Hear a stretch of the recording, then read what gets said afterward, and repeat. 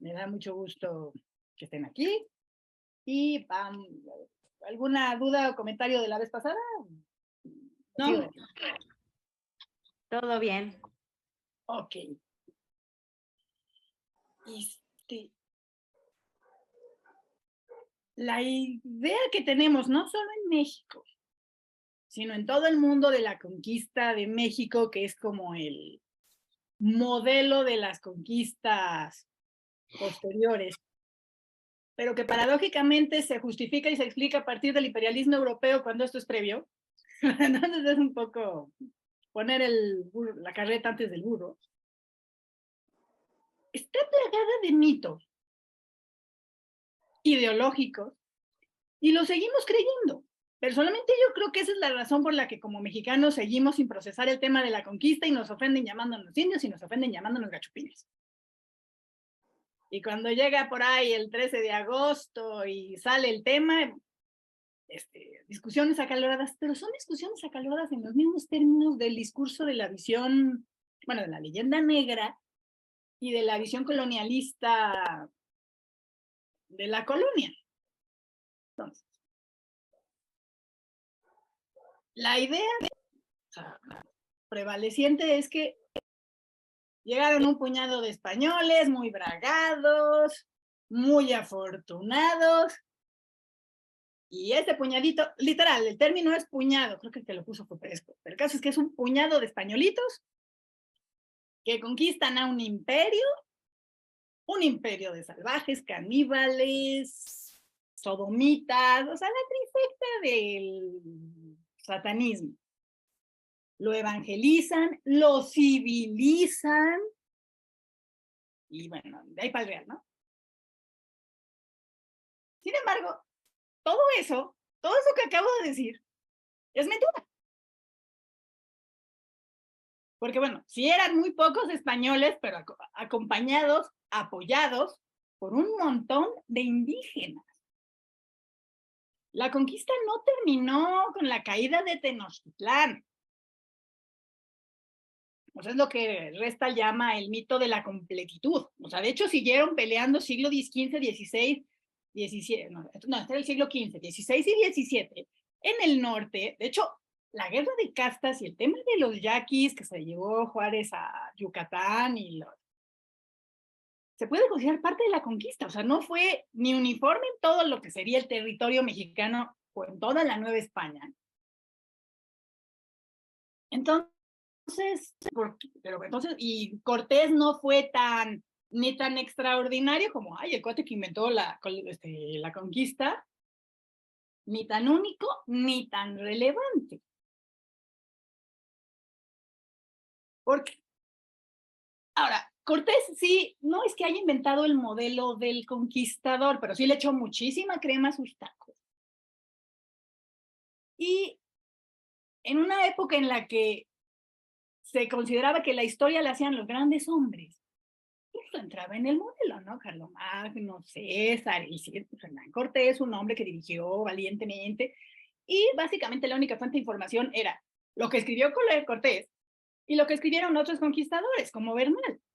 Y Bernal, aunque sí le tira sus pullitas a Cortés y a otro historiador, Francisco de Gómara, pues le conviene vender la teoría de que sí la conquista fue terminada y un éxito y que eran muy chidos, porque estaba pidiendo recompensa. Entonces, a nadie le convenía empezar a cuestionar ese modelo exitoso de la colonia, ni al rey, porque, pues, oye, le dieron nada más todo un imperio, o sea, un gran imperio. Y además Cortés, al ser tan legalista, fundamenta la legitimidad del imperio español sobre los indígenas. Entonces, pues nadie lo iba a cuestionar, pues de mensos. Y los conquistadores, pues tampoco lo iban a cuestionar, porque, digo, a él personalmente, pero, o sea, la conquista como empresa legítima que tenía, tampoco lo iban a hacer los franciscanos. O sea, nadie le convenía hacerlo, nadie lo iba a hacer.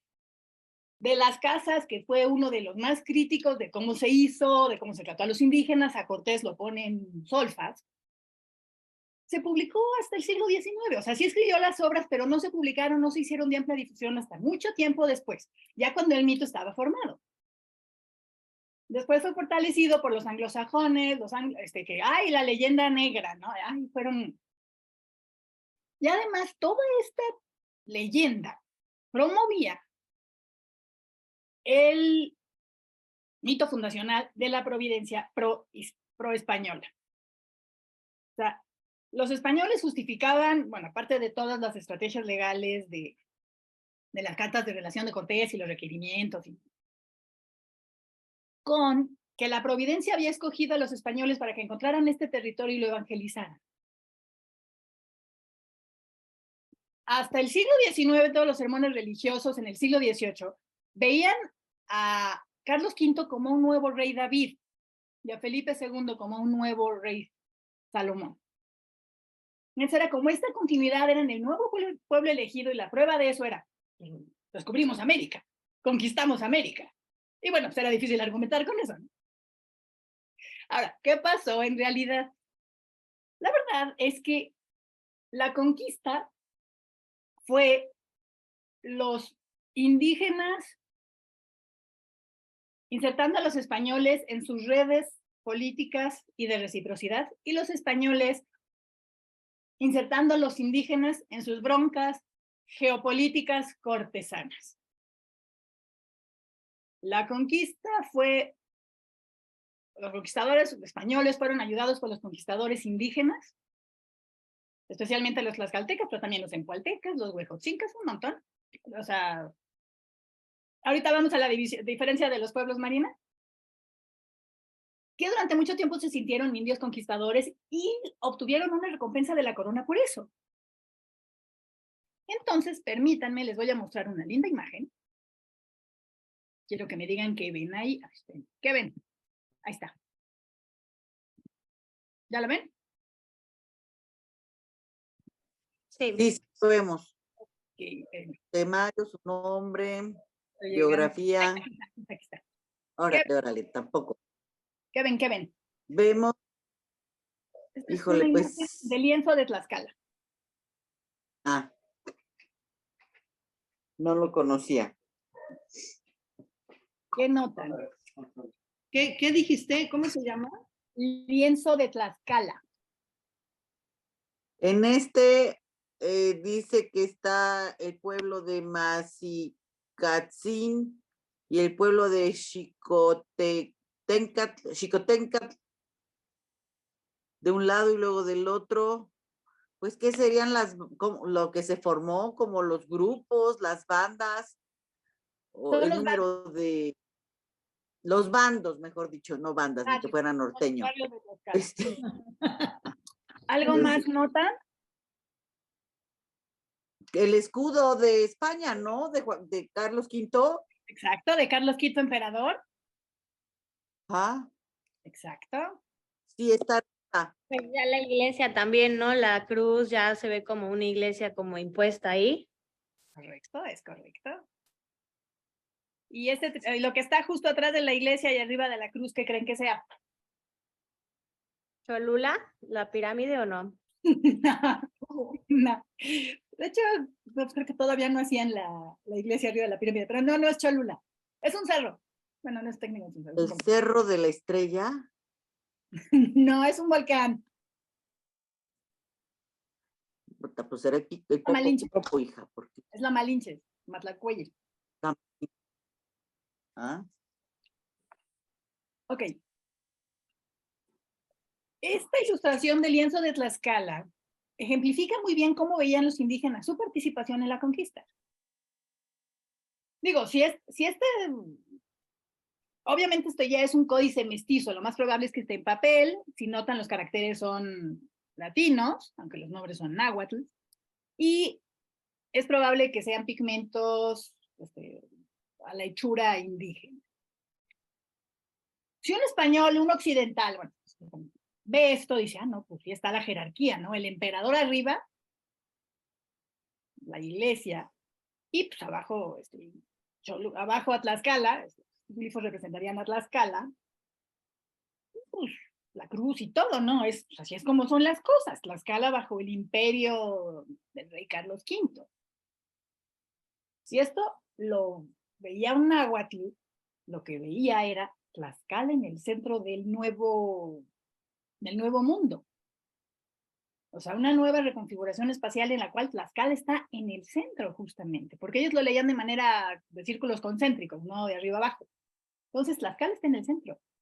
Y los nombres que leyó Susana son los nombres de los dirigentes de los 4 barrios o los 4 grupos que formaban Tlaxcala. Xicotencatl, el líder de Tizatlán, Maxixcatzin, que se llamó Lorenzo Maxixcatzin de Ocotelulco, Citlalpopocatzin, que está por aquí a la derecha abajo, era el líder de Quiahuixtlán, y Tlahuexoldotzin, que es el que está a la izquierda abajo, sería de Tepeticpac.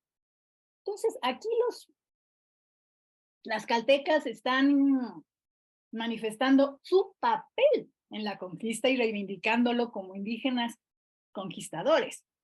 Por eso es tan ilógico que que se incluya a los tlaxcaltecas no solo como vencidos y encima como traidores.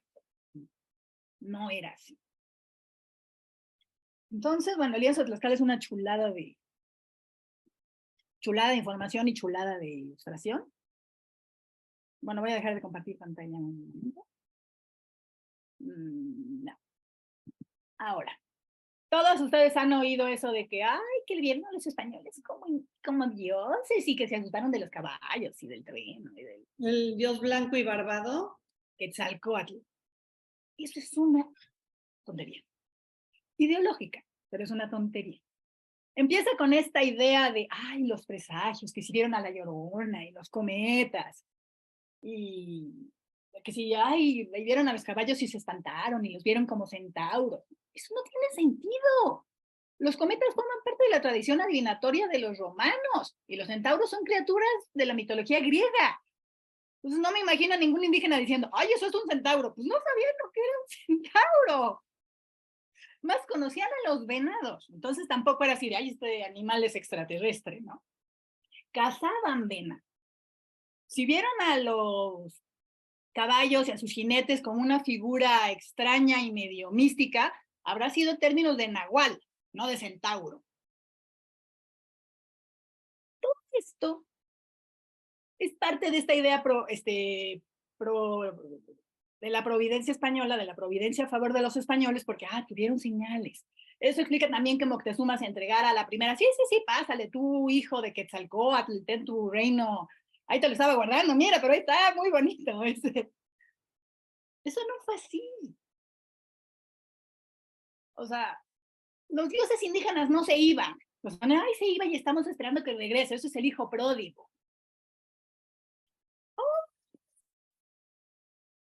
No, era parte ideológica, nos vieron como dioses. Y se espantaban de los caballos. Pues sí, digo, sí los ven y sí son bestias. Los caballos eran muy salvajes y los perros eran, o sea, no les hacían gracia, pero tampoco fue así de, Moana, eres el dios. Los mesoamericanos eran astrónomos muy competentes, no los espantaban ni los cometas, ni los meteoritos, ni los eclipses, o sea, sabían lo que era. Sí, efectivamente, las armas de fuego sí representaron una ventaja tecnológica armamentista para los españoles, pero ni eran tanto, o sea, ni fueron tan decisivos.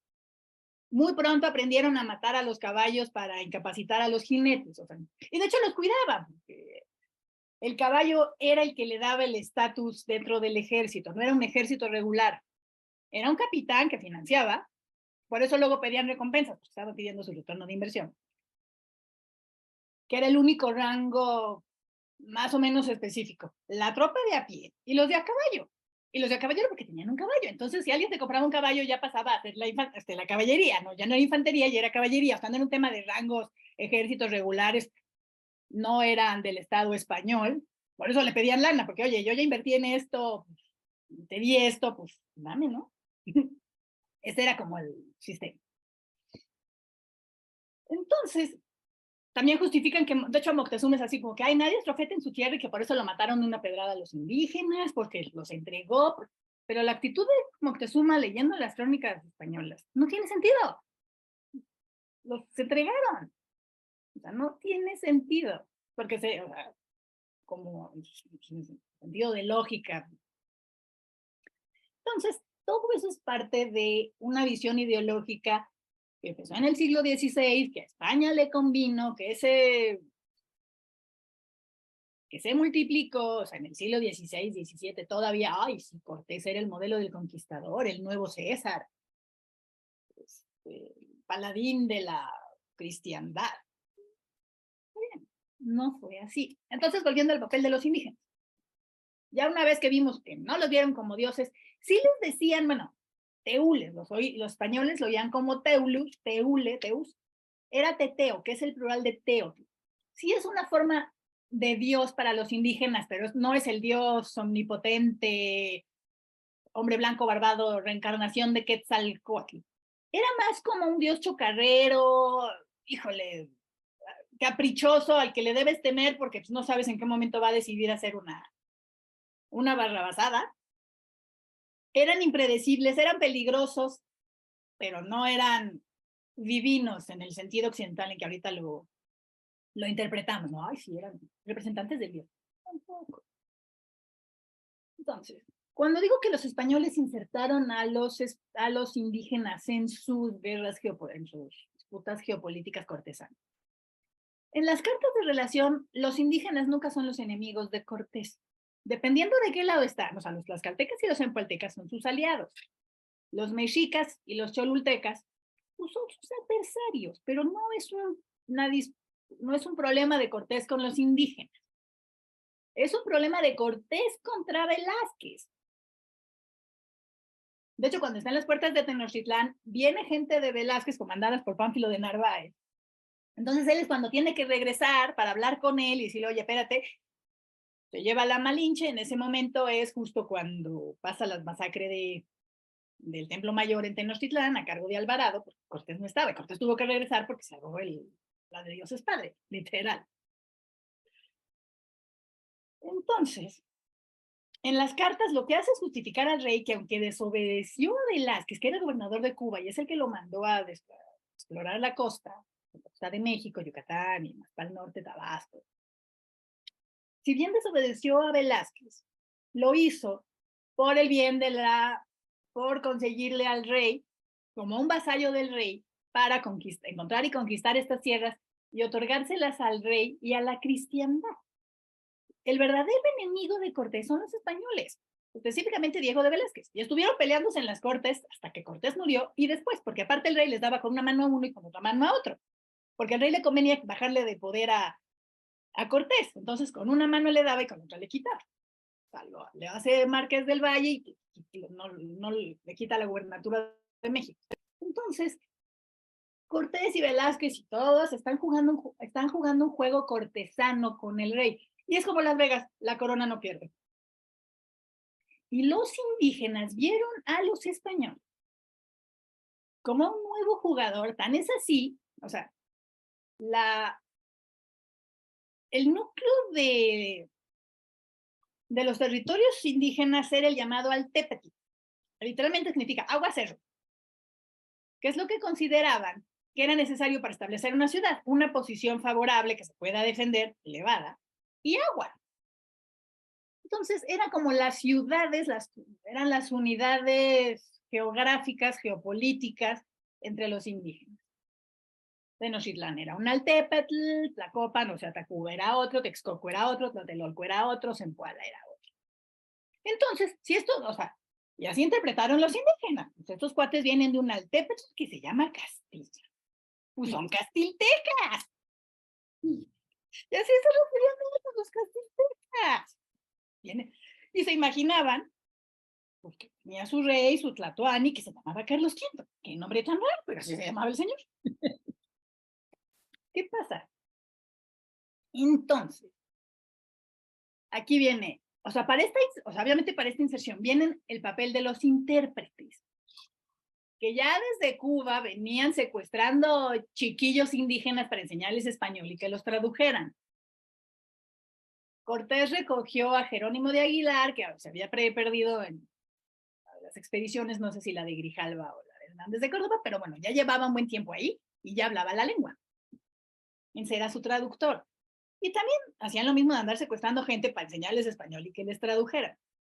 Aquí lo extraordinario del papel de Malintzin era no solo que dominaba una variante cortesana diplomática política del náhuatl, sino que hablaba el maya chontal y el maya yucateco. Y su experiencia, su habilidad política, porque es que Cortés supo leer las tensiones entre los indígenas y aprovecharlas, pues que iba a identificar nada. O sea, si los españoles no entendían lo que pasaba alrededor porque no conocían el idioma, no conocían las cosas, era imposible que lo hiciera. Es como lo mismo de igual de, ay, sí, desde Veracruz había que atravesando los volcanes iba a llegar a Tenochtitlán. Nadie puede saber eso. ¿Quién se lo dijo? Malintzin y sus intérpretes, porque ellos sí entendían. Dime. Perdón, ¿la Malinche era la única mujer que era traductora o había muchas? No es la única, porque bueno, estaban acostumbrados a convivir con mujeres, vivían con ellas eran traductoras, eran enfermeras, cocineras. Es muy probable que para cosas menores cotidianas sí hubieran traducido las mujeres. Muchos españoles terminaron rejuntados con indígenas, pues aprendieron a hablar la lengua. O sea, si no hubiera estado Malinche, se hubiera generado una cadena de traducción por otro lado.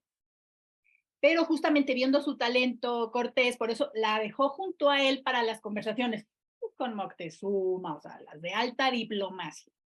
Las cosas cotidianas sí las hacían otras mujeres y hombres, porque llevaban cargadores, llevaban exploradores, o sea, Marina no podía estar traduciendo en el mercado que, oye, ya cuánto me sale, o sea. Sí, pero no era la única. Sin embargo, cuando hablamos de traducción, y por esto también mencioné lo del Altepetlli, cuando hablamos de traducción, por ejemplo, ahorita pienso, no sé, la ONU. Cuando traducen, los intérpretes, aparte de que, bueno, tienen la misión muy clara de ser lo más transparentes posible, están traduciendo en un ambiente donde todo mundo maneja los mismos conceptos. Cuando la ONU habla de democracia, pues todos saben de lo que habla. Cuando la ONU habla de cooperación, pues todo el mundo sabe de lo que hablan. Cuando la ONU habla, pues todos tienen el mismo concepto. Sin embargo, aunque Malintzin pudiera decir, no, pues que güey es rey, digo, que Tlatoani es rey, pues, ¿no? Tenían el mismo tipo de rey, ni de monarquía, ni de reinado, eran las mismas. Lo mismo cuando hablaban del reino, bueno, sí, Altepetl reino, es lo mismo. O sea, no eran traducciones directas. Digo, pero los españoles, como buenos eurocentristas, Colón sufrió lo mismo, pues asumían que cuando ellos decían rey y traducían Tlatoani, era el único rey que había, ¿no? No podía haber otro rey, no podía haber otro dios, no podía haber otro tipo de reino. Y los indígenas opinaban lo mismo, o sea, no tenían en ese momento ninguna muestra de que hubiera otro tipo de reyes. Entonces, si bien hubo cierto tipo de confusión y no todos estaban pensando en el mismo tipo de reyes, o de reino, o de lo que fuera, sí lograron comunicarse. Tan es así que, bueno, estuvieron muchos años conquistando y trabajando. Entonces, algo podían hacer. Si hubiera confusiones de fondo, bueno, eso ya era un tema ya más tecnología. Entonces, ese es el papel de los intérpretes, que eran los que les decían las rutas. Insisto, el alcalde de Zempoala pudo haber dejado a los españoles ahí a que se murieran de dengue, peste, insolación, hambre, calor, lo que fuera. Los ayudaron. Eran tamemes, eran guías. Es muy probable que los indígenas hayan un poco encaminado las acciones de Cortés bajo el viejísimo truco de te hago creer que fue tu idea y que tú eres el que está en control. Pero pues Cortés, ¿cómo iba a saber a dónde llegar, a quién atacar? O sea, era imposible que supiera nada. Entonces, por eso digo que los indígenas medio jugaron atrás de tras bambalinas. O sea, es evidente que los tlaxcaltecas estaban usando a los españoles para atacar a los mexicas. Es probable que los indígenas no se... Porque aparte los indígenas venían de una larga tradición de, fíjate tú que me pongo yo, y se mezclaban. Eso pasó con los toltecas, con los chichimecas, como que se mezclaban y era otra cosa distinta. Estaban empezando algo así. Aquí el problema es que pues, los españoles no venían con esa idea, venían en la idea de, pues, yo te vengo a dar civilización, Dios, rey, te vengo a sacar del de la barbarie. Porque, bueno, el canibalismo y el sodomismo, que se fueran sodomitas, era una justificación perfecta. Y es muy probable que los indígenas hayan creído que o se iban a ir o podían, se supone que la política de Moctezuma era justamente esa, ¿no? De, ay, pues te doy tributo y llegamos a un acuerdo, ¿no? Estos llegaban con plan de exterminar y quedarse permanentemente, ¿no? Y que el cristianismo prevaleciera y el reino de España durara los siglos de los siglos. Los indígenas tenían una visión un poco más temporal, ¿no? Como que pues, todo se acaba, viene un ciclo, luego otro. Entonces, así fue como insertaron a los castiltecas en sus redes políticas de intercambio, porque así veían los tributos que le daban a Cortés, no era como una figura de sumisión, sino más bien como una cuestión de reciprocidad, de tú ahora me des algo en hice un favor. Pero obviamente los españoles no lo entendieron porque la manera que tenían de entenderlo era la sumisión.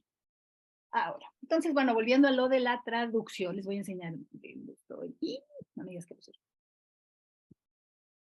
bueno, ya les había enseñado la cadena de la traducción y el universo, o sea, el esquema de los nahuas. No, me sale la. No, primero voy a compartir pantalla, ¿verdad? Compartir pantalla.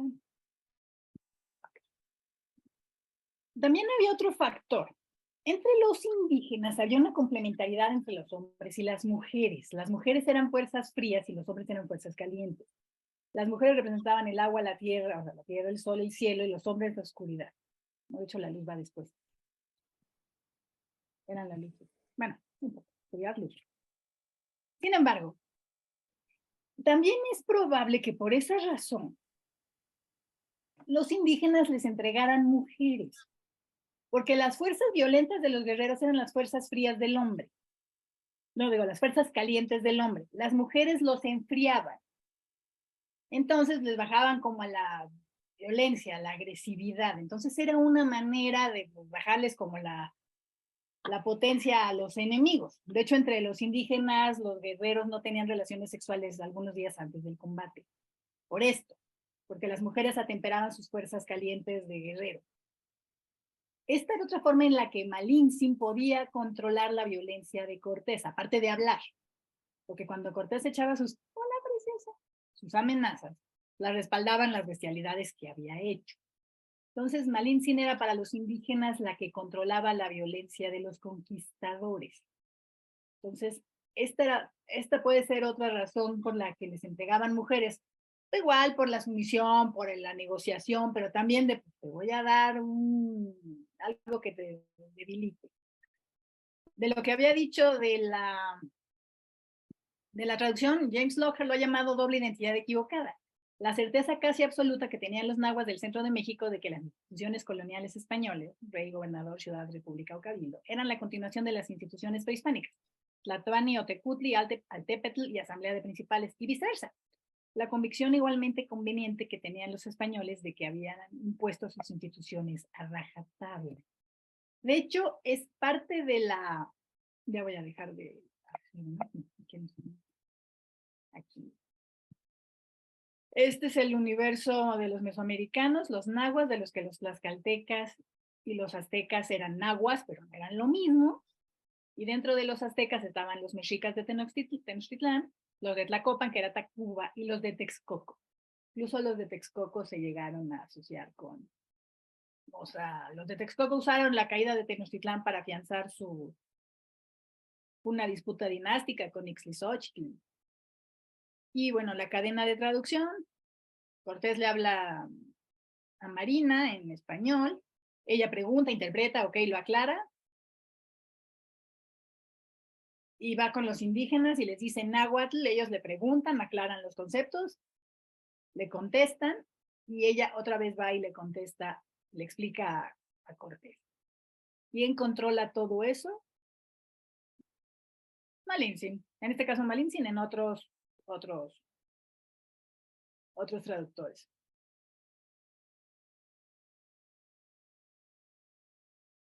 ¿Hasta aquí van bien? ¿Dudas? No, bien. Bien, vamos. Sí, muy bien. Ok. ¿Sabían que la palabra maíz, cacique y caníbal son palabras caribeñas? No. Maíz, Perdón, ¿a qué te refieres, Peña?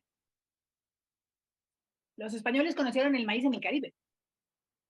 Acostumbraron a comer Ah. maíz en el Caribe. Cuando llegaron a México, pues ya conocían el maíz, ya lo comían. Ya estaban de alguna forma insertos en esa tecnología alimenticia. Perdón, al decir Caribe, ¿te refieres a Cuba? ¿Te refieres a Puerto Rico? O sea, Cuba, las que islas que dominaba España en ese momento. partieron luego para el continente. Sí, bueno, que exploraron más, pero su base fue Cuba.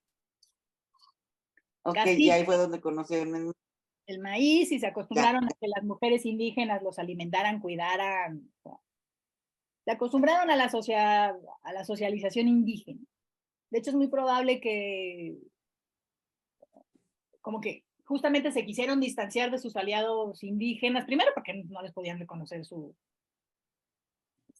participación para que no pidieran más recompensas, y segundo para, eran los héroes chivos.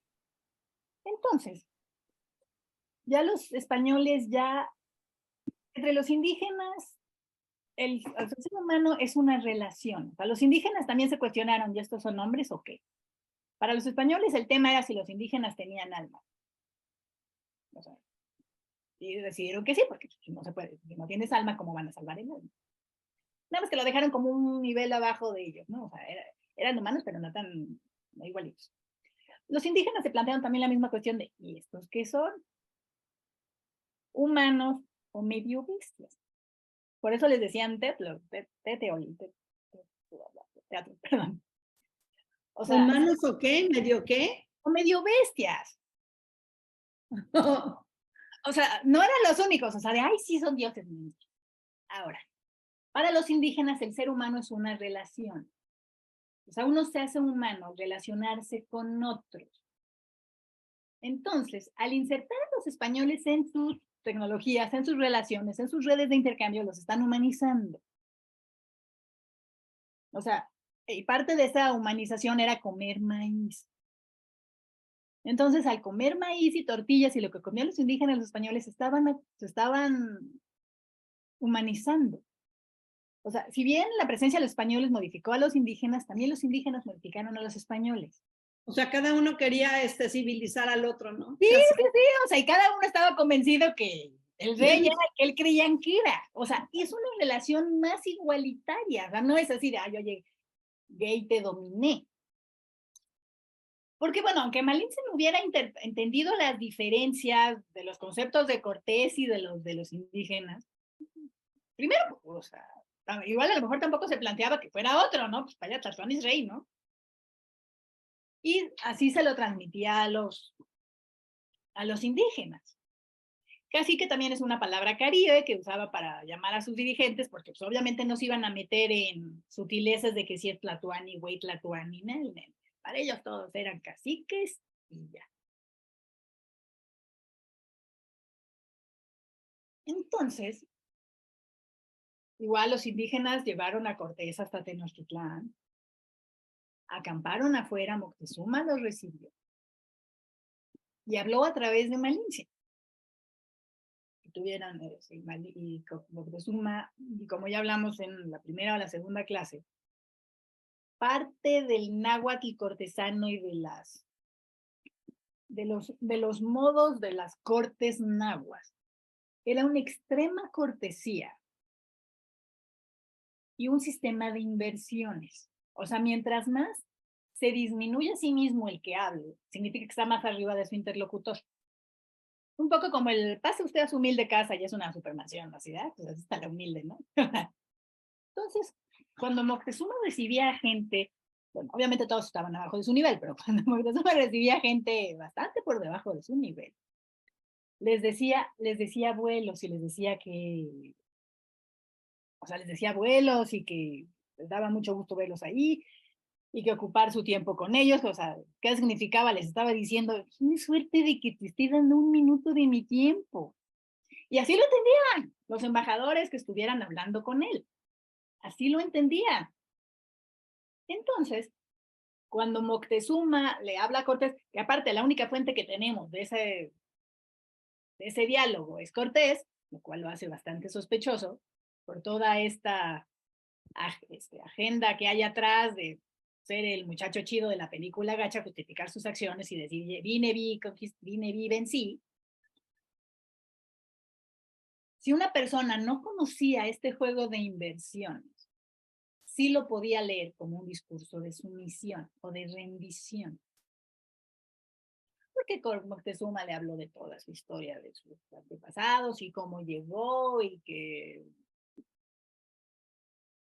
Y Cortés lo interpretó como, ay, me está justificando por qué llegó y por eso Quetzalcóatl. Ahí sí hubo un tema de traducción de comunicación. Los españoles apresaron a Moctezuma. Es probable que lo hayan apresado más hacia el final, poco antes de que lo mataran. Porque si bien dicen que lo apresaron desde el principio, eso no tiene sentido. Si se rindió, ¿para qué lo apresas? Digo, o sea, apresar a los líderes indígenas era una costumbre común de las conquistas españoles, tanto en el Mediterráneo como en el Caribe. No lo inventó Cortés, aunque vendan la historia como, ay, una movida maestra. Atahualpa lo apresaron y pidieron rescate.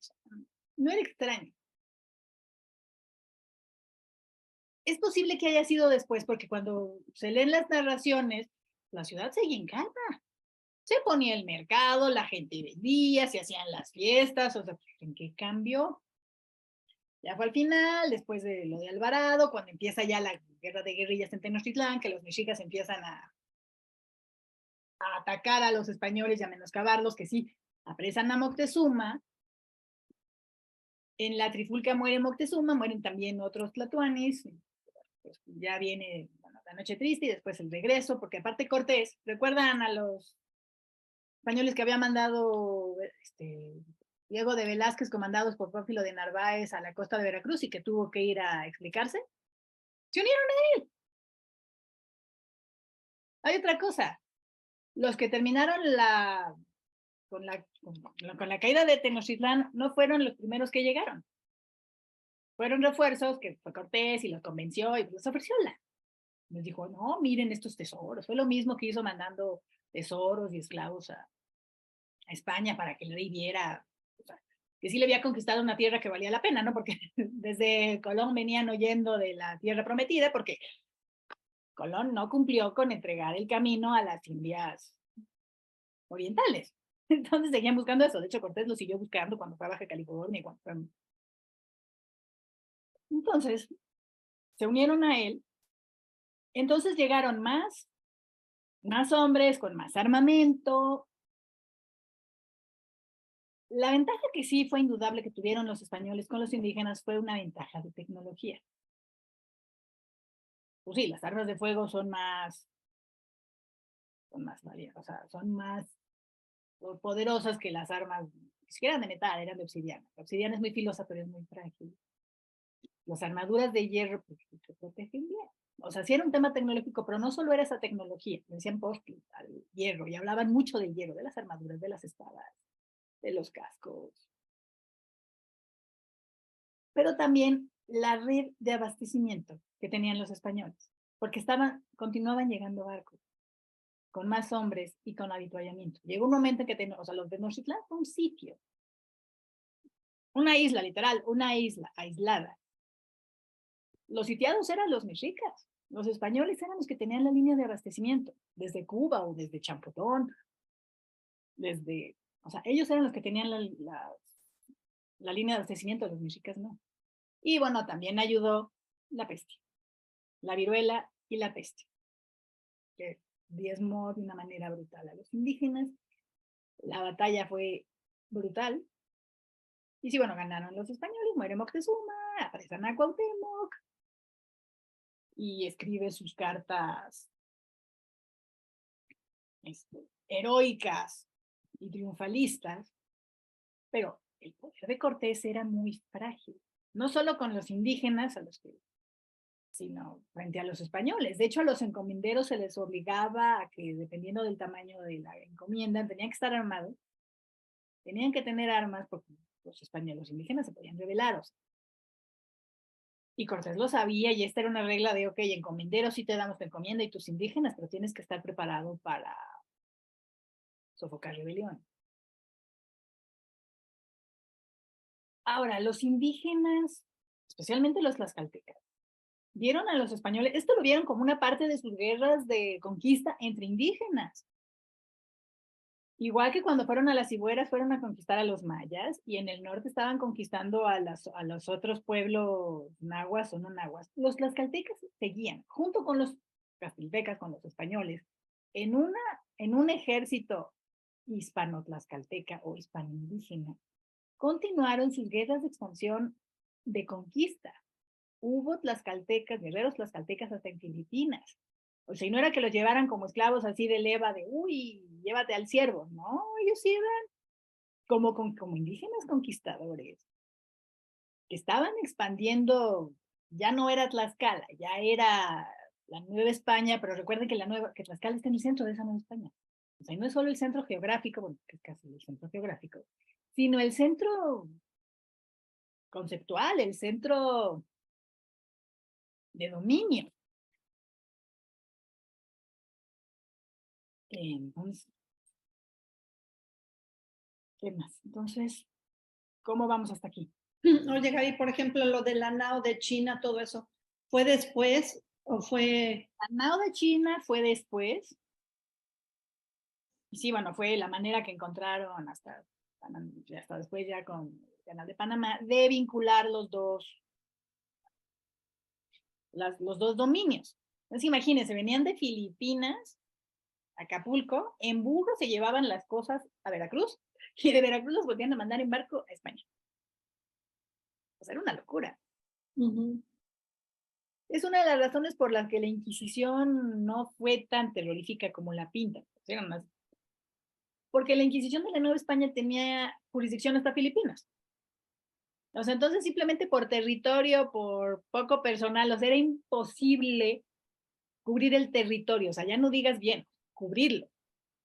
Es una de las razones también por la que los indígenas no, yo creo que son las razones por las que los indígenas no eran parte de la jurisdicción de la Inquisición, era imposible, o sea, si con la población española tenían problemas, pues imagínense sumándole los montones de indígenas. Sí, fue una manera que encontraron de vincular los dos extremos del imperio.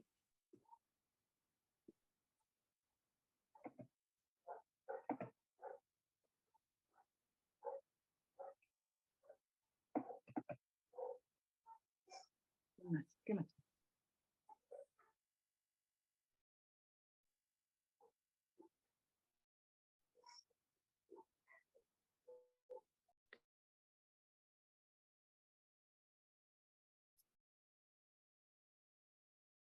¿Qué más?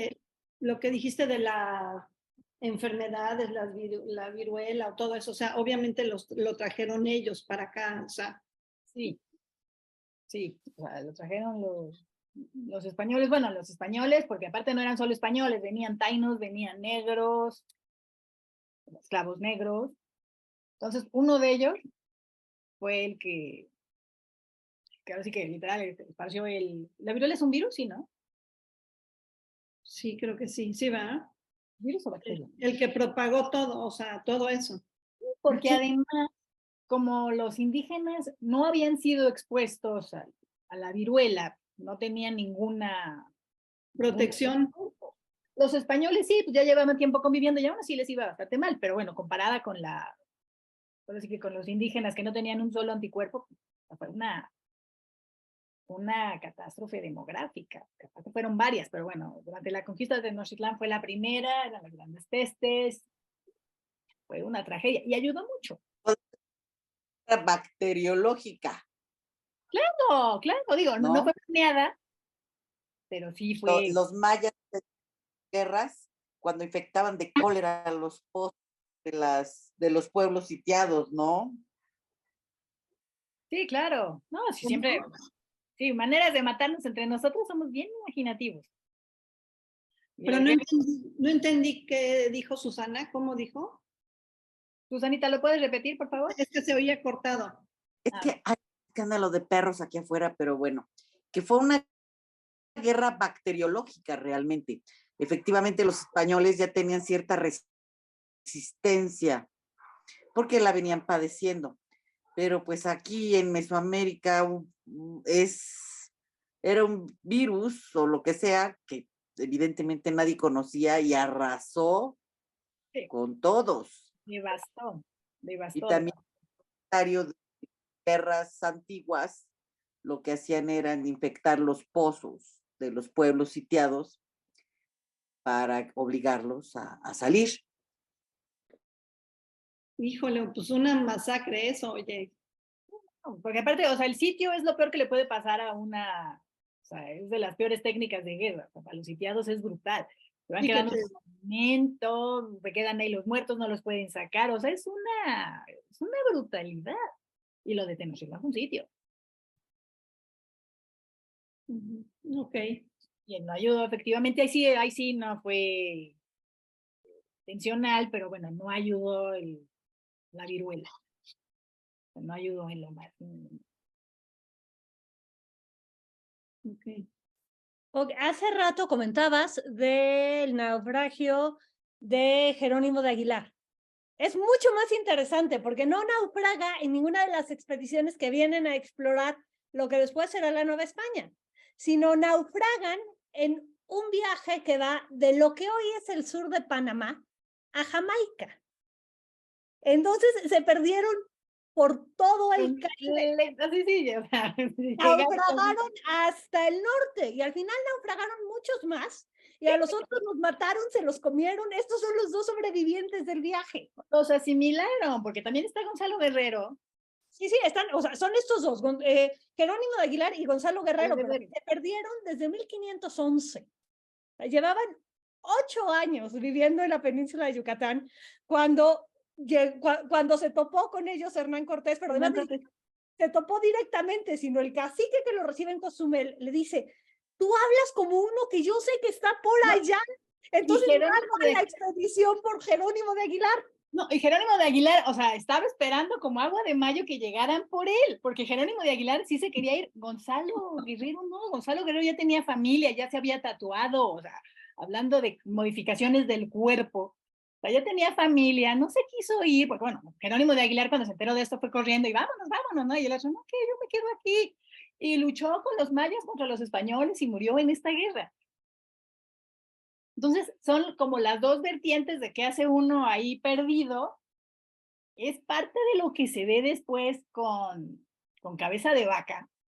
Porque, bueno, como que la trayectoria de la narrativa de la conquista, bueno, primero, es Cortés, es Colón.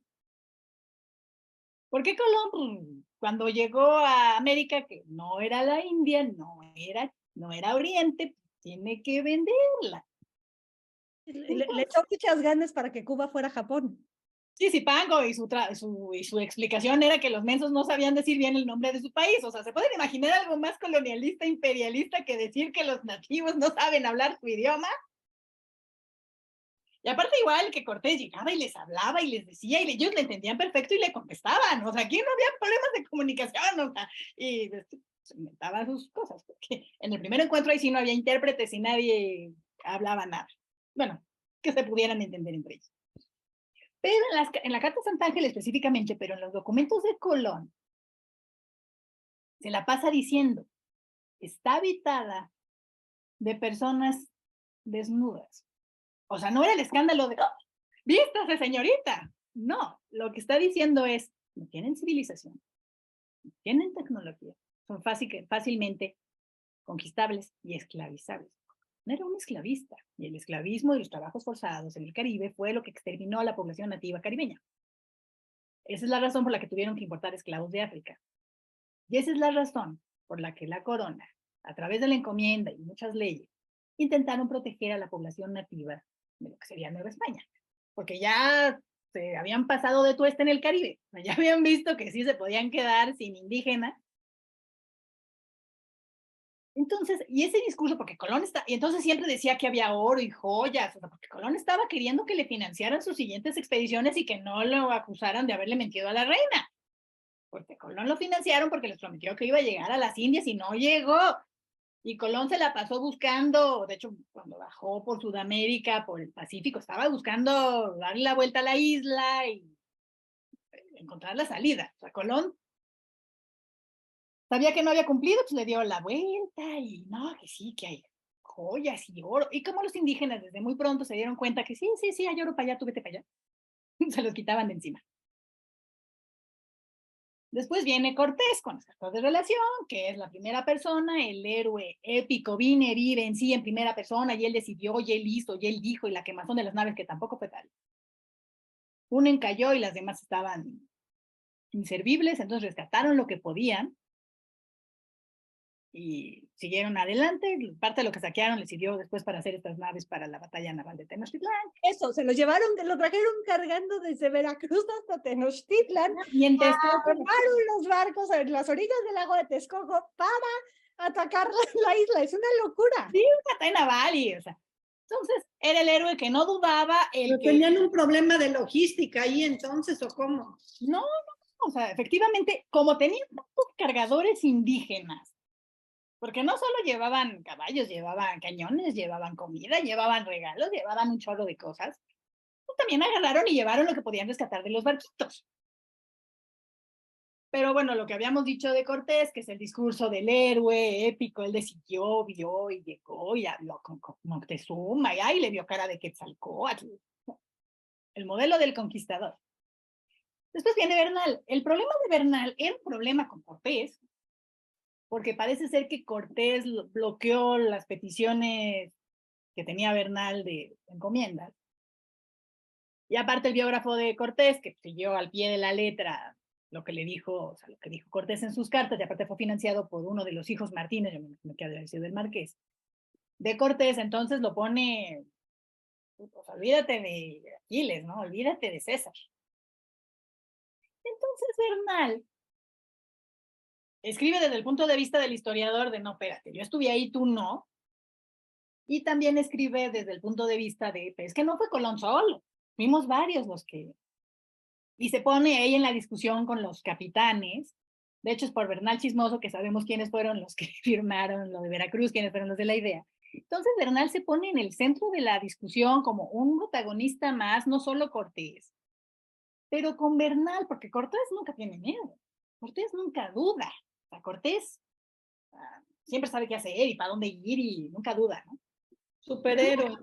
Sí, es el héroe Superman, ¿no? Sin debilidad alguna. Menciona a Malintzin una vez, a los demás intérpretes ni los menciona, o sea, y siempre cumple con la ley y les lee el requerimiento y les dice. Y ya está. Bernal ya empieza a tener miedo. O sea, Bernal ya dice, pues teníamos frío y teníamos miedo y teníamos hambre. Y sí, Cortés encontró a Moctezuma en la calzada de Iztapalapa, incluso muchas fuentes hablan, parece que esto sí fue, que Cortés intentó abrazar al rey y todo el mundo le dijo, espérate, pero eso es una faltota, ¿no? Nadie podía tocar a Moctezuma. Y Cortés lo entendió y insistió. Dice, sí, se encontraron, muy gallardo y todo, pero le faltaba una alpargatita. Luego, parte de esta crónica prehispana, de esta providencia prehispana que les había dicho, es tal cual. O sea, Gómara dijo que Santiago Matamoros y la Virgen, ay, ¿qué virgen fue? ¿La del refugio? ¿Qué virgen era la del refugio? Bueno, una virgen española. Sí, en la conquista la del refugio fue importantísima. Bueno, les habían echado tierrita a los indígenas para que no vieran ni los españoles. Cortés, digo, Bernal no llega al extremo de dudarlo, porque no le conviene. O sea, aparte, no te vas a poner... Sin embargo, dice, yo no lo vi, a lo mejor pasó del otro lado donde yo no estaba. Entonces, Cortés empieza a dar detalles y empieza a chismolear y empieza a contar, a dar muchos detalles. Es por eso que Bernal también favorece mucho y habla mucho de Malintzin. Porque también Bernal lee todo lo que pasó, bueno, todo lo que pasó en España, en la clave de las novelas de caballería. Y en las claves de caballería, todo caballero necesita una dama. Entonces era una manera de bajarle 3 rayitas a Cortés. Y era una manera de cumplir como con este modelo caballeresco de la dama y el caballero. Albert Núñez Cabeza de Vaca es otra historia. Sería la siguiente etapa de las crónicas de la conquista. Y es la completa inversión del modelo de Cortés. El que dirigió la expedición de Narváez, en la que era tesorero Álvaro Núñez Cabeza de Vaca, era ni más ni menos que Pánfilo de Narváez. Y si decimos que Colón y Cortés eran afortunados, Pánfilo de Narváez tenía una suerte pésima, porque él era el que al que le tocaba explorar lo que es Nueva España, y le ganó Cortés. Él fue el que fue a arrestar a Cortés y le volteó a la tropa y luego lo mandan a su nueva expedición y pasa lo de naufragios, que naufraga en Florida. Porque aparte era una época donde sí se podían conocer los paralelos, o sea, podías saber muy bien dónde estabas en el eje norte-sur, pero el eje este-oeste era imposible saberlo. De hecho, hasta el siglo XVIII era un problema. En el siglo XVIII una flota inglesa se equivocó tanto que llegó a Irlanda y así les podrán imaginar cómo les fue. Es así que la corona hizo un premio para encontrar una manera de poder encontrar la ubicación directa este-oeste, que es que son los meridianos, ¿no? Meridiano de Greenwich. Pero bueno, entonces, pues imagínate Florida, que es un short que es así larga, puedes tener perfectamente estar en la ubicación norte adecuada, pero tantito te vas al este, tantito te vas al oeste y estás en pantano o en el océano.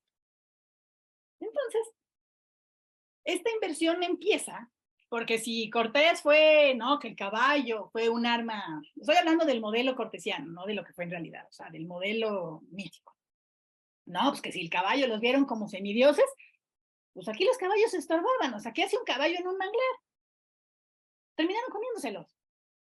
No, que las armas de fuego y los cañones. Imagínense la humedad, les pesaban los cañones, no les servían de nada, se les hundían. No, que Cortés hizo unos bergantines para una batalla naval, pues aquí no pudieron hacer ni una balsa, o sea, no pudieron hacer ni una balsa, eran todos los tópicos del modelo cortesiano a la inversa.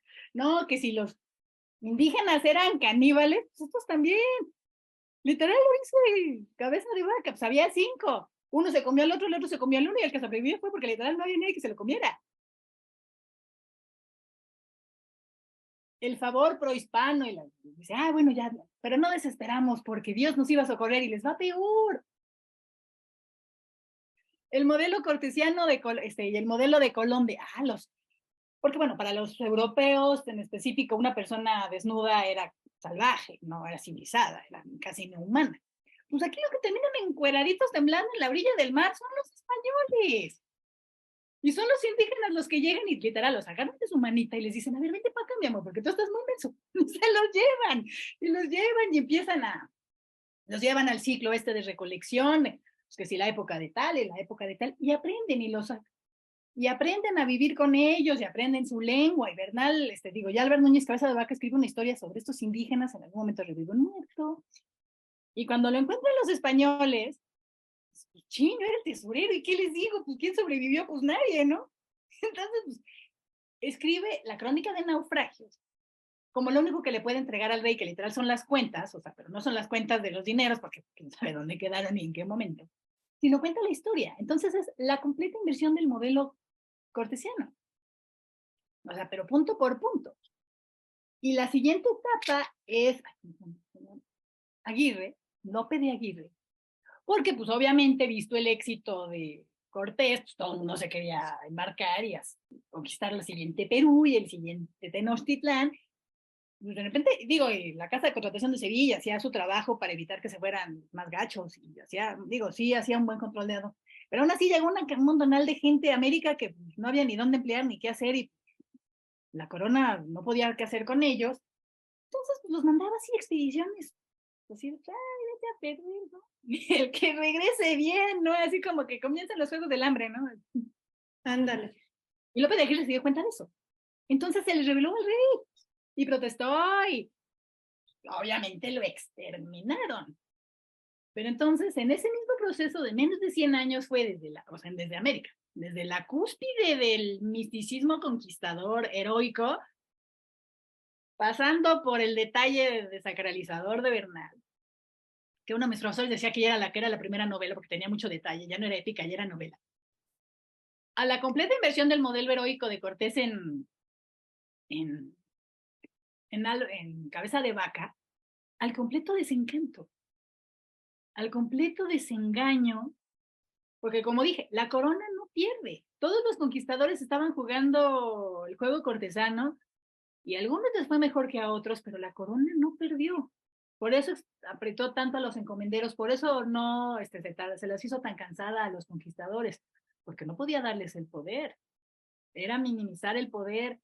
Por eso, tan era una bronca entre españoles que cuando la segunda esposa de Juan Jaramillo estaba defendiendo la herencia de la encomienda de Jaramillo contra la hija de Jaramillo y Malintzin, atacó a Malintzin, no por Malintzin, o sea, era parte de una estrategia legal de un español, de una española contra un español. O sea, seguían utilizando a los indígenas como cartas en un juego cortesano entre españoles. Los indígenas hicieron lo propio, o sea, tampoco. Entonces, pero todo esto sí era parte de este discurso general de la providencia prohispana que siguió, bueno, incluso tan es así que a Napoleón lo leyeron como el anticristo, o sea, porque estaba contra los españoles. ¿Estás bien, Marina? Sí. Favoritos de Cristo, de Dios. Tan es así que en los sermones del 1808, 1809, cuando bueno, la invasión napoleónica a España, los sacerdotes arengaban a las mujeres chismosas y escotadas porque era un castigo de Dios. O sea, la providencia te dio todo, esta tierra que conquistar, las almas para salvar, y vas tú y por andar de chismosa, metiche y descocada, pues ya nos cayó el castigo divino que es Napoleón. O sea, lo seguían leyendo en esa clave durante 300 años. Obviamente nadie iba a cuestionar que Cortés era el instrumento, porque Cortés se presentó a sí mismo como un instrumento de la providencia prohispana en la mano de Carlos V para este beneficio para la cristiandad y para la hispanidad. O sea, Cortés sí tuvo el talento de saber enmarcar su historia para que no lo metieran a la cárcel. Y siguió peleando en las cortes españolas porque Pánfilo Narváez, no, Diego de Velázquez se la pasó quejándose y tenía gente que estaba conectado. Entonces, también había una disputa entre españoles. Y insisto, el rey con una mano le daba uno y con la otra le quitaba porque el rey estaba balanceando el juego en América, porque quería que la corona, que prevaleciera el poder de la corona. Por eso minimizaron a los conquistadores, contrajeron, evitaron que los herederos, valga la redundancia, de los encomenderos heredara para que regresara la corona. Finalmente esa es la razón por la que la corona le dio la razón a la viuda de Juan Jaramillo. No por méritos legales, sino porque no tenía descendencia. Una vez muerta ella, pues volvía a la corona, sin trámite, sin problema. Y la hija de Juan Jaramillo tenía un hijo y ese hijo podía haber tenido hijos, entonces, y como la familia de Cortés estaba exenta de que los herederos no heredaran, a la corona no le convenía. Entonces la decisión la tomó para menoscabar el poder de los encomenderos y le dio el poder a la señora que cuando se muriera iba a volver a la corona. Oye, Gaby, por ejemplo, de todos los cronistas o los narradores, como cuál es el más apegado, o sea, el más verdadero o el más pegado a la realidad? Es muy difícil saberlo. Primero porque se repitieron mucho entre ellos, bueno, Solís y todos repitieron lo que decía Cortés, Gómara, que es al que le responde Bernal. Y porque la noción de verdad histórica no existía. O sea, partían del hecho de que era más verdadero lo que contaba el que había estado, que es el argumento de Bernal contra López de Gómara, digo, aparte de la bronca que tenía con Cortés, ¿no? Pero Bernal se sentía personalmente ofendido porque una persona, un historiador de gabinete que no había estado ahí, se atreviera a contar la historia, que se basaba completamente en Hernán Cortés, porque efectivamente el señor Gómara no sabía lo redondo que había pasado aquí. Entonces, era una época donde haber estado ahí sí daba una autoridad.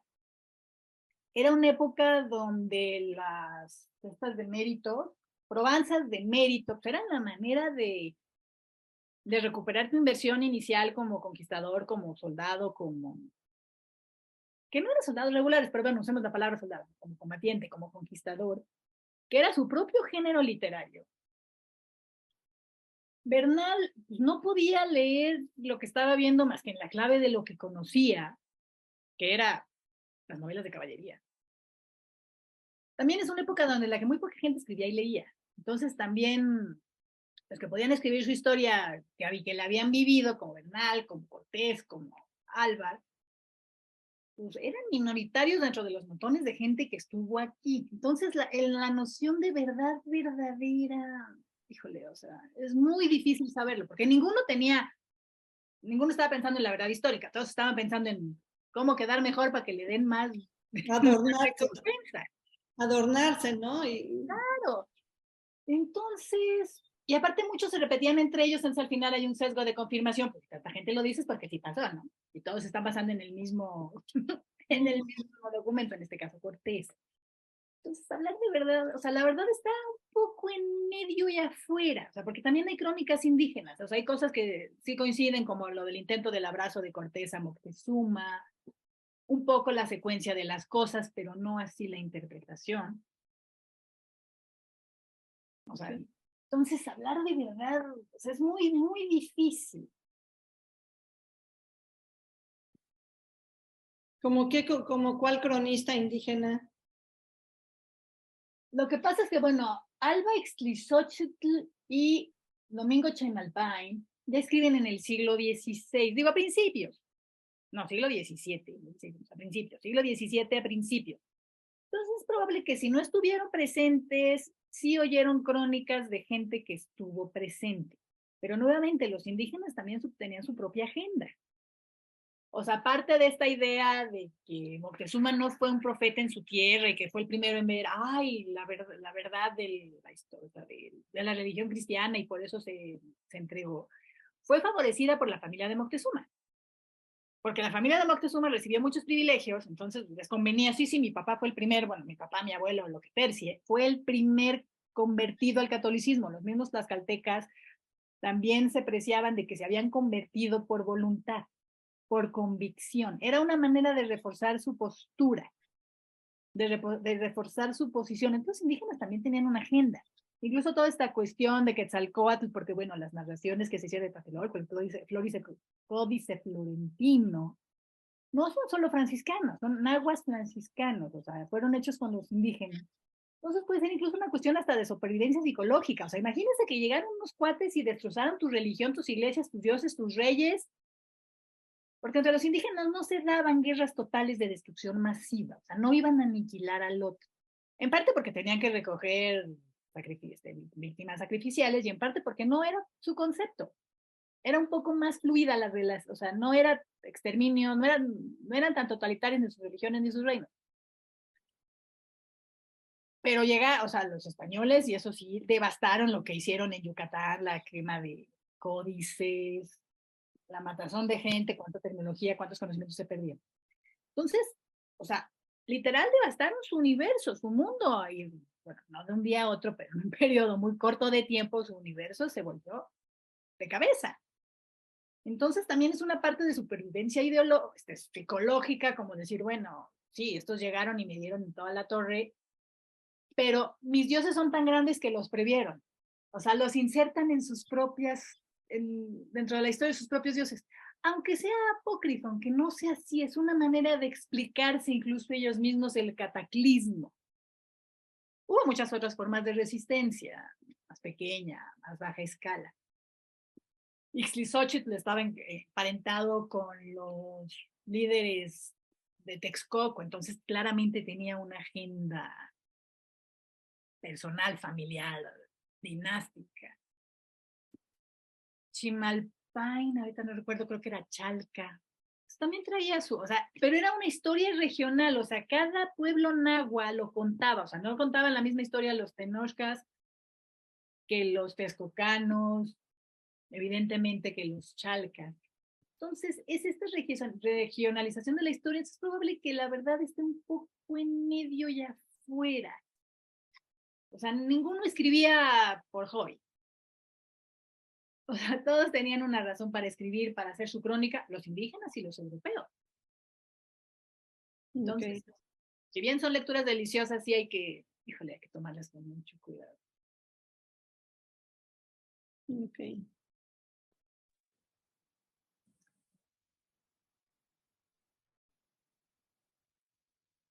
¿Qué más?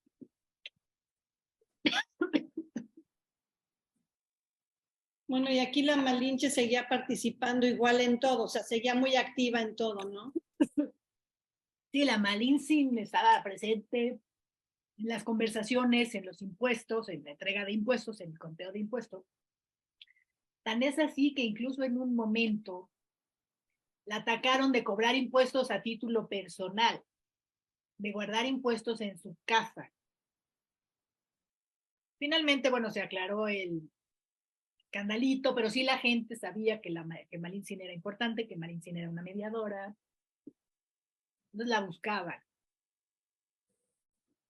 O sea, Que tenía poder. tenía poder tanto entre los indígenas como ellos sabían que tenía poder con los españoles, por eso Cortés insistió tanto para llevarla con él a la expedición a las Cimbueras, a Honduras, porque sabía que la necesitaba para traducir, para explicarle, o sea, y la gente, tan es así que Malinche era esta combinación extraña de Cortés y Malinche. O sea, no era solo ella, siempre los veían en cómo hablando, o sea, la que hablaba era ella, entonces sí tuvo mucho poder. Incluso adoptó un chico, o sea, mi chica lo crió en su casa.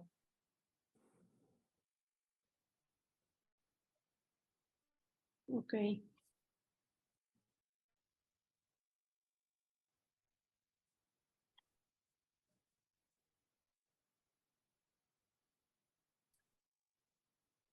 ¿Algo más? No, pues nada más eso. Queda una clase más, ¿verdad? Sí. De la Malinche. Ok. ¿Qué les gustaría que profundizáramos otro tema? O sea, para un siguiente curso hablar de cronistas de la conquista o de algún otro tema. ¿Qué les gustaría? Ah, eso podría estar bien. Sí. Podría ser. Ya sé que Cortés fue, en lo personal, yo admiro a Cortés, pero no dejo de considerar que era canela fina. Lo que me llama mucho la atención, al final de cuentas, y como bien os he referido, es la forma en la que narra sus cartas de relación. Evidentemente, él se está vendiendo. Está vendiéndole a la corona que esto está fenomenal y que es todo un nicho de riqueza para la corona y para la fe cristiana. Pero pues tal vez podríamos hablar un poquito de sus cartas, viéndolo con ojos de misericordia. Sí, de hecho, Esa sería. o sea, ¿a ti te gustaría que nos enfocáramos en Cortés? La verdad, sí. Okay. Todos los días paso por Tepeaca y paso por la casa de Cortés. La tienen cerrada, la tienen con unos anexos abiertos donde venden discos piratas y porno. Ay. Y de veras a mí me duele mucho ver eso, ¿no? Cada vez que está abierta la casa de Cortés yo me meto y luego me sacan, pero pues no importa, mientras ya me di mi vuelta. Ya me llené los ojos con lo que él vio, ¿no? Exacto. Y ese escribió, creo que la cuarta o la segunda, no estoy segura. La de Tepeaca sus era lo cartas que de era relación. Segura de la Frontera, ¿no? Justo antes de llegar a... Segura de la Frontera, el mercado más grande de Mesoamérica, cuando llegaron los españoles. Mira, Que ahora lo movieron a una población que se llama Huixcolotla. ¿Cómo se llama ese mercado? Pero ese mercado era ese pueblo hoy se llama Tepeaca de Negrete. Y cuando estuvieron los españoles, cuando llegaron, lo llamaron Segura de la Frontera. Okay. E históricamente ha sido considerado el mercado más grande de Mesoamérica. Incluso hace 20 años que yo viajaba para allá, ese mercado era espectacular. Cerraban la carretera, el pueblo quedaba cerrado desde el miércoles. Era imposible transitar por ahí. Hoy ya lo mandaron a otro lado, han diversificado las zonas, pero lo interesante es que como a 200 metros que se encuentra el parque, hay una torre en la que encadenaban a los rijosos, a todos aquellos que no le caían bien a Cortés, ahí mesmamente los encadenaban. Y legit para no oír sus gritos. Ah, claro. Bueno, ¿mande? No, sí, sí, que sí, sigue.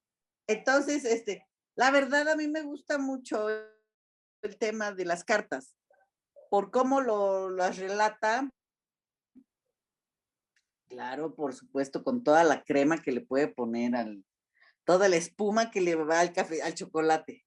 Entonces, no sé, yo sugeriría ese tema, me adapto a lo que decida la mayoría.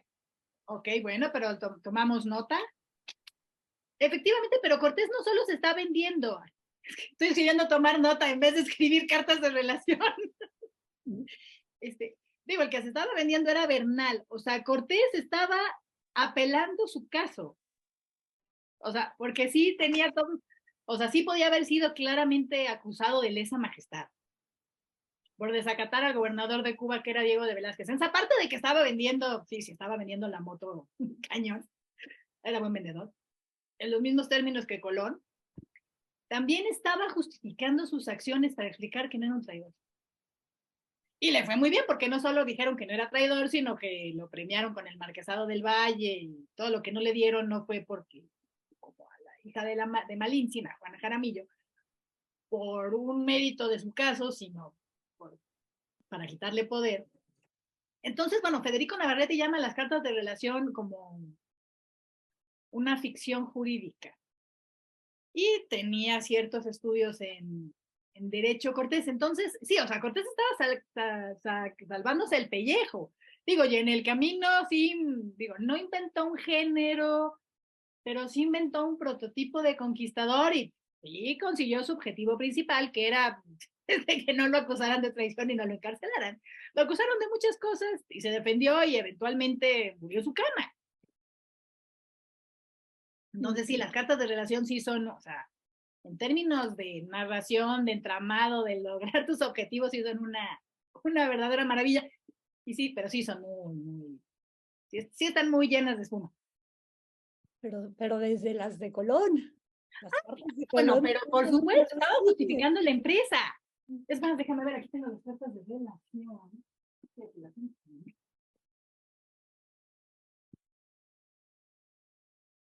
¿Esas cuáles son, Gaby? Las cartas de relación. Cartas.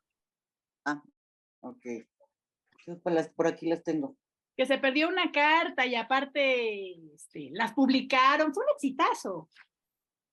O sea, incluso la misma historia de... Ah, porque aparte la historia que pasaba en las crónicas era gloriosa. Porque las piratearon. Las publicaron en España con privilegio y se las pirateaban en otros lados. Un bestseller, ¿no? Pero por... Hombre, pero sí, no, absoluto bestseller, Cortés en Gris. Por ejemplo, Bernal... Y luego lo Perdón, Susanita, ¿qué? imprimí escondidas. Sí, ediciones piratas en varios idiomas, las tradujeron, retradujeron, o sea, una chulada de chuladas. Por ejemplo, a Bernal solo lo imprimieron en 1632, las de las casas en el siglo XIX. O sea... Las verdaderas cartas de relación, ¿no? ¿O cómo se llaman? Cartas de relación de Hernán Cortés. De verdad. De relación. Porque aparte les escribió después. O sea, obviamente no me lo imagino en la noche en el campamento. O sea, obviamente les escribió después, ya que sabía lo que había pasado. Pero yo estoy buscando la parte en la que cuenta todo lo que apoquinó. Porque, bueno, empieza diciendo que las anteriores expediciones, Jerónimo de Aguilar, Grijalva, Córdoba, y si hace requerimiento. Se presenta como un hombre magnánimo que cumplía las leyes. Estoy buscando la parte porque especifica muy bien lo que le dan, o sea, con mucha, para que no sospecharan de él. Pero estoy buscando una parte donde empieza diciendo todo lo que gastó, todo lo que puso.